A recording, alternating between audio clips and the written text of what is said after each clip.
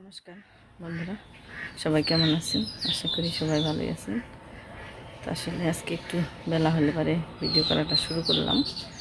কারণ হলো সকালবেলা থেকে যদি বলেন যে এক মুহূর্ত একটু সময় পেয়েছি তা পাই নাই। কালকে রাত্রে ধান উড়িয়ে রাখছিলাম, তো ওগুলোর পিছনের যে এই চিটাগুলো বেরোয় ওগুলো ঠিকঠাক করে উড়াইতে পারছিলাম না, কারেন্ট গেছিলো গা। তো এই কারণে আজকে সকালবেলা খুব সকালেই ভোর সকালে উঠে ওইগুলো সব উড়িয়ে শেষ দিলাম। তারপর এই যে দেখতেছেন, এই যে দুয়ারে দিছি সরিয়ে, তারপর আবার দুপেও খের খের দেওয়া হয়েছে দুপে। তো এই যে দেখেন, এই যে এই এই পুরা দুয়ারের ধানগুলো হয়েছে একটা ক্ষেতের ধান। তো এই যে এগুলো সব করতে করতে আসলে সময় পাইনি। তারপরে তো বাড়ির কাজ আছেই, সকালবেলা থেকে ঘর দূরে ঝাড়ু দেওয়া, থাল বাসন ধোয়া, রান্না বাড়ি প্রায় সব তো আছেই। তারপর বাসুরে করে দিলাম। তখন এই যে চাল জলদি বানিয়েছি,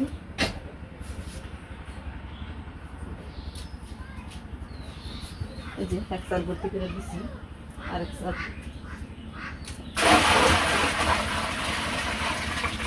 তো যেখানে এবার ধান কাটা দেন।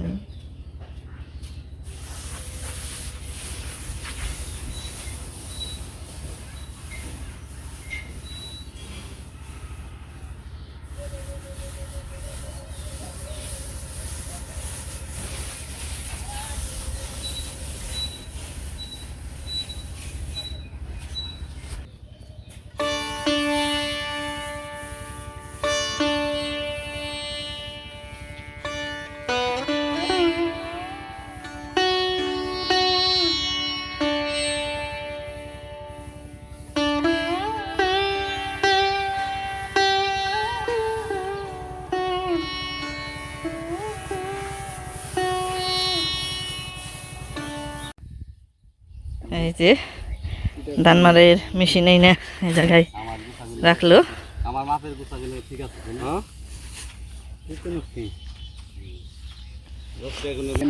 মেশিন আনলে কি ওই ইঞ্জিন নেই, ইঞ্জিন দিয়ে যে খেতে জল দিল ওখানে যাইব, ইঞ্জিন আনবার নিগে ওই বিলের ওই নিয়ে রেখে দিছে, ওইটা আনবার যাইব।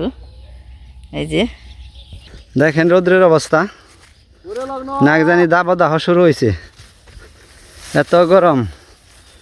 এই গরমে দেখেন ধানের পরিস্থিতি সব মরে যাবে নাছে জলের অভাবে। এই যে দেখেন ক্ষেতগুলা কি হইতাছে, এত ধান হয়েছিল, ধান পুইরা গেছে গা, খালি পুরা এই মাড়ি শুকিয়ে ময়রা উঠছে সব। এই যে কলা পাকা ধান সব মরে গেছে গা। এই দেখেন আর যে জায়গায় নাম উঠছে, এই যে অর্থাৎ মাটি এরকম শুকাইছে একবারে খড়ের মতো। এই দেখেন ধান ময়রা উঠছে, আর এই যে ধানের নিচে যে মাটি দেখেন কি অবস্থা, এই দেখেন শুকিয়ে কি অবস্থা রয়েছে। এই যে মাটির ফাইটে রস বলতে আর কোনো জিনিস নেই। আসলে এই যে জল দিতে পারলে যে সুন্দর ধান হয়েছিল, অনেক ফসল নষ্ট হয়েছে। পুরা চক, এই যে বিলের দক্ষিণ পার পুরা চকই এই ময়রা উঠছে। মরার কারণ হইল জলের অভাব আর বৃষ্টি শূন্যতা, অর্থাৎ বৃষ্টি হয় না অনেক দিন যাবৎ।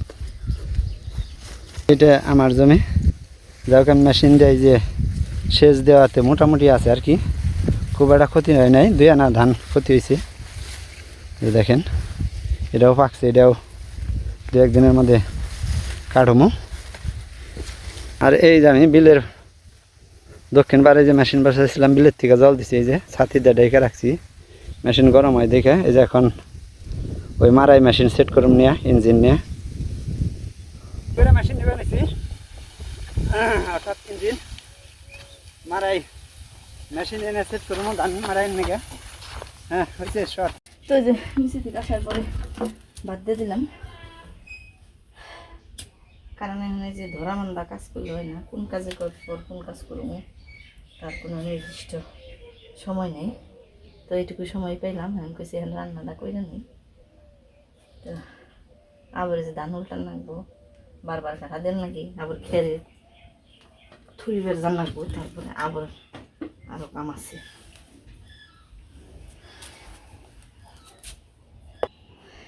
আর কাম হইল আর এই গতবারের ধান রয়েছে বেসপার নিয়ে ওই ধানগুলো পারান লাগবো।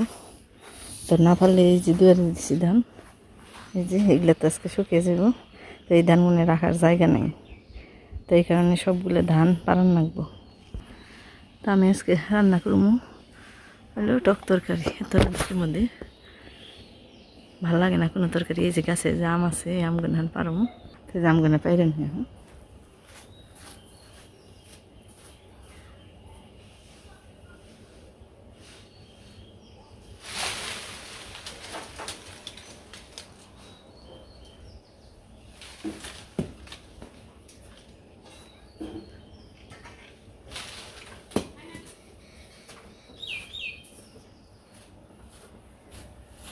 দুই দামই পারলাম, এটাই যথেষ্ট।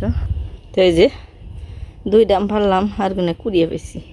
এই যে লাল লাল হয়েছে, এগুলো কিন্তু পাকি নেই, অথচ এই আমগুনে এই যে পড়ে যাবেন সেটা, এই যে আমগুনে লাল লাল হয়েছে, কিন্তু এই রোদ্রি খরায় সব আম পড়ে যাবেন সেটা। তো দুইটা তরকারিতে দিব, আর গুনে দিয়ে এই সিদ্ধ করে শরবত বানিয়ে রেখে দিব মানে ফ্রিজে, তো রোদ্রের সময় খাওয়া যাবে। এই যে দেখেন না কি রোদ, এত তাপমাত্রা বাবার বাবা। আজকে আমাকে এই জায়গায় 39 ডিগ্রি তাপমাত্রা। তো এই যে আমি মিষ্টি আলু দিয়ে, বেগুন দিয়ে আর আম দিয়ে টক তরকারি রান্ধবো। আর এই যে উস্তাগুনে দেখবেন আছেন, এই যে লাল হয়ে গেছে, কালকের আগের দিন আনছে, অথচ লাল হয়ে গেছে। তো এই উস্তে আলু দিয়ে, মানে মিষ্টি আলু আর হইলো মিষ্টি লাউ দিয়ে ভাজবো, তাই একটু তিতাটা একটু কম লাগবো। তো এই যে তরকারিগুলি কুইটে নিয়ে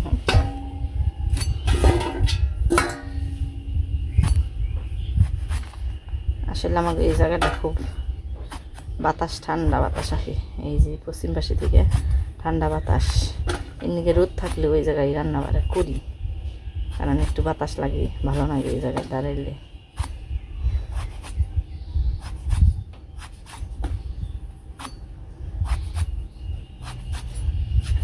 আসলে রোদ্রের মধ্যে তো খাওয়া দাওয়া কোনো কিছুই ভালো লাগে না।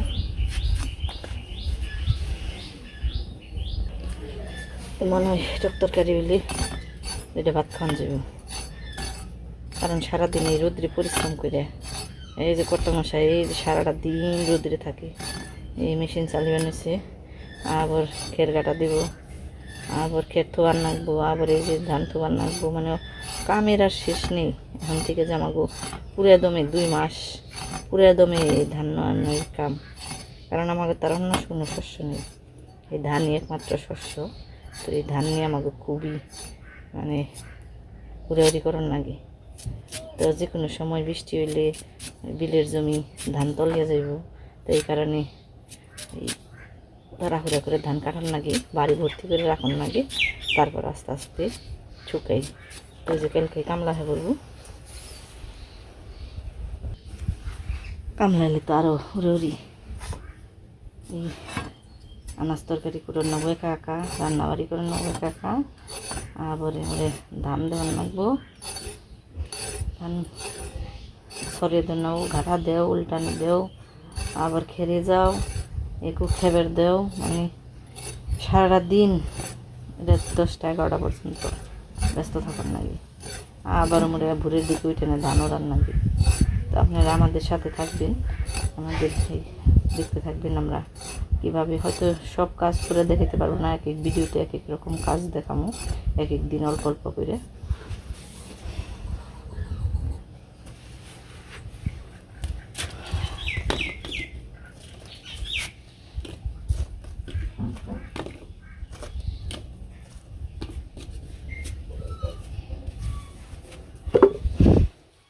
তো এই যে আনাজ তরকারি সব কোটা শেষ, আমগুনের জলের মধ্যে ভিজিয়ে রাখছি, একটু কষ গুনে ছেড়ে দিবনি। আর এই যে মাছগুনে হলো কই মাছ, ছোটো ছোটো কই মাছগুনে আলাদা করে বেছে রাখছিলাম। তো এখন বর্তমানে তো ফ্রিজে অন্য কোনো মাছ নেই, এই কারণে এই মাছ দিয়ে রান্না করবো। আর এই যে লাউ ভাজি কেটে রাখছি, আর এই যে উস্তার হলো কোটা শেষ। এদিকে যে ভাতও বলো গেছে, ফ্রাই হয়ে গেছে। আর এই যে এদিকে যে কর্তা মশাই বাড়ি হয়ে গেছে, এই যে ধান থুই বানিয়েছে, মানে ধানে এত তাপ হয়েছে, এই রোদ এরকম, এই যে আকাশ টাকাশ নীল দেখা যায় মানে সেই রোদ্রের ছুটি। তো এই যে ধানগুনে মানে উপর উপর এই থুবিয়ে তারপর নিচের দিয়ে আবার উল্টে দিব। তো এই কারণে যে থুবি বেনেছি উপর উপর, কারণ একা একা তো সম্ভব না কাম কাজ, তো দুইজনে মিলাই করার নাগে। তো এই যে বেরতে হেনে আবার ধান থুবি বেনেছি। পাতল লাগে না হন, ওই যে নেট না দেখা যায়।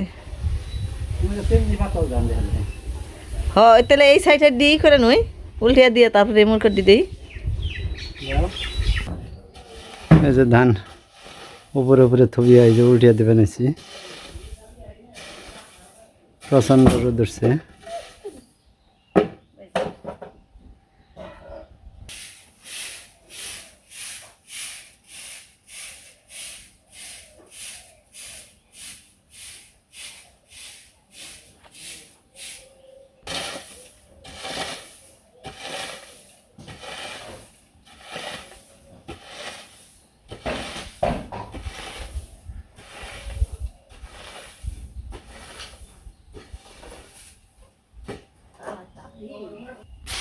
তো এই যে ধান উল্টানোর পরে এই যে ভাজি দিয়ে দিচ্ছি চুলের মধ্যে।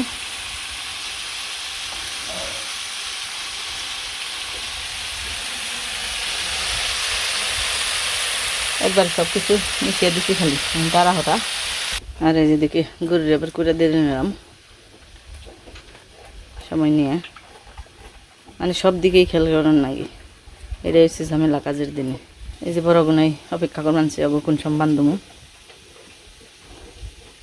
তো এই যে ওর খাওয়া হইলে সে না, তারপরে ওর বান্ধবো, যে ওর করে খাওয়া হইলে তারপরে ভাজি নামানোর পরে কই মাছগুলো ভালো করে ভেজে নিলাম।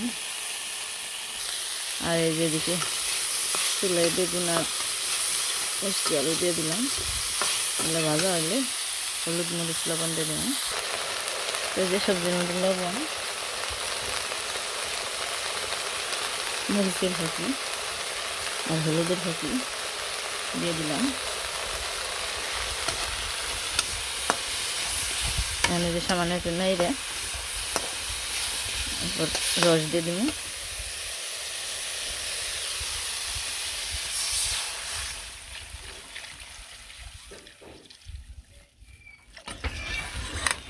টক তরকারি যত জাল দিয়ে নয় তত স্বাদ লাগে। তো এই ঝোলটা যখন অর্ধেক হয়ে যাব এরপর মাছ দিয়ে আর সামান্য একটু চিনি দিয়ে তারপর নামিয়ে ফেলাম। আর এই যেদিকে ধানগুনে সেবা করছে, মানে সেবা দিয়ে একটু টান দিয়ে দিব আলু দিয়ে।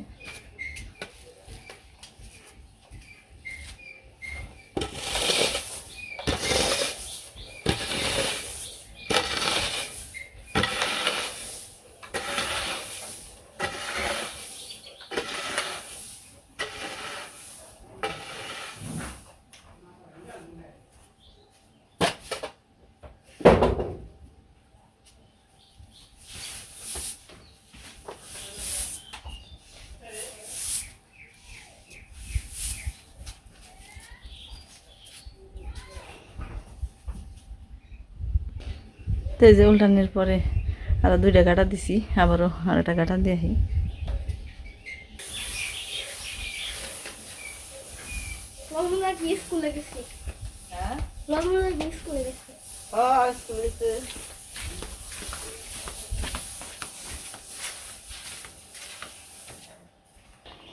তো ধান কাটা দেওয়ার পরে যে চুলাই বলক হয়ে গেছে, যে ঝোলটা অর্ধেক হয়ে গেছে। এখন এই যে এখানে আম দিয়ে দেবো।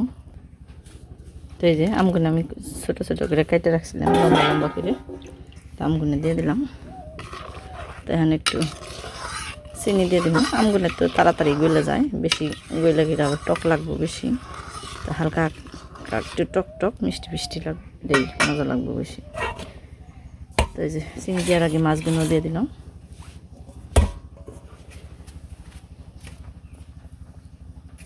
তো এই যে এখানে আমি 2 চামচ পরিমাণ চিনি দিলাম।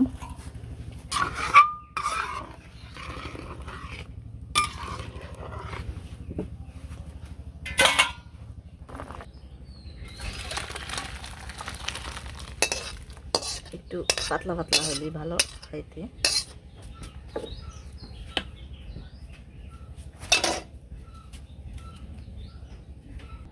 তো এই যে হয়ে গেল আমার বেগুন, আলু আর আম দিয়ে কই মাছ দিয়ে টক তরকারি।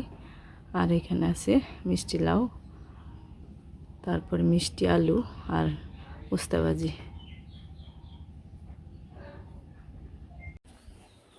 তো এই যে আমাকে খাওয়া দাওয়া শুরু হয়ে গেছে গা। আজকে আমরা অন্য পরিবেশে খামু, দানের পরিবেশে খাওয়া খেতে দিই। কারণ হলো কারেন্ট নেই, এই জায়গাটা একটু ঠান্ডা, খুব বাতাস আছে এই জায়গায়, তাই কারণে এনেই বইলাম। ইয়ার কারণ মাত্র জায়গা, ইয়ার কারণে যেরকম ঠান্ডা হয় যে পুকুরের আমাকে এরকম বাসা থাকে, গলিটাও সুন্দর।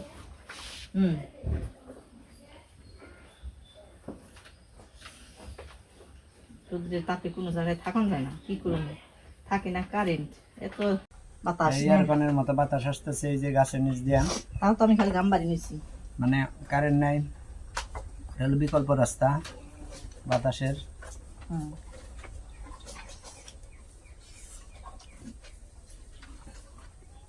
ভালো আছেন, মুখে হাঁটে না, তারপরে বেশি করে দিবেন। দেও গরমের মধ্যে আর কত খিদাও লাগছে ভালো। আচ্ছা টক তো ভেজ আনছি গরমের মধ্যে, কলজা রাখি দিয়ে যাইব, কলজা চলে যাইব। গরম ভাত ভরে হয়েছে, ডাল দিয়ে মুখে। হ্যাঁ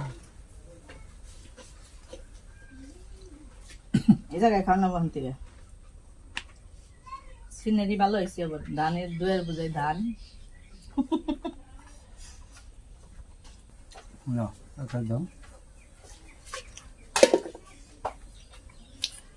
খরার সুবিধা এই দে, যে জায়গায় ইচ্ছে এই জায়গায় খাওয়ান যায়, যে জায়গায় ইচ্ছে এই জায়গায় ধান টান রাখন যায়, জিরিয়ে কাম করন যায়।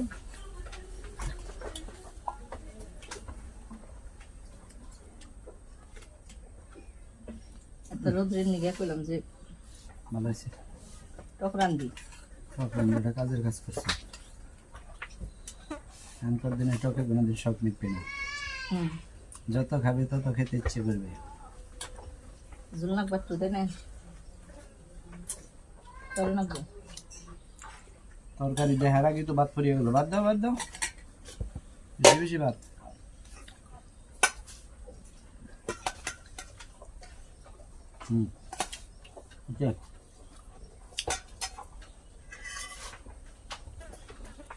তো বন্ধুরা খাওয়া দাওয়া প্রায় শেষের দিকে।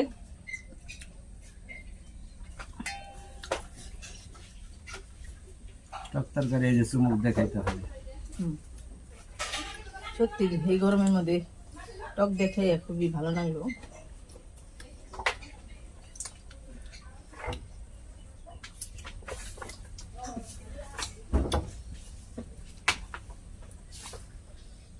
তার বেশি লম্বা করলাম না, কারণ অনেক কাজ আছে, কাজ করার লাগবো।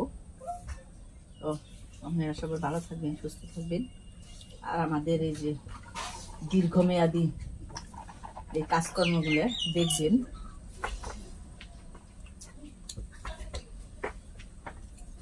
আশা করি ভালো লাগবে।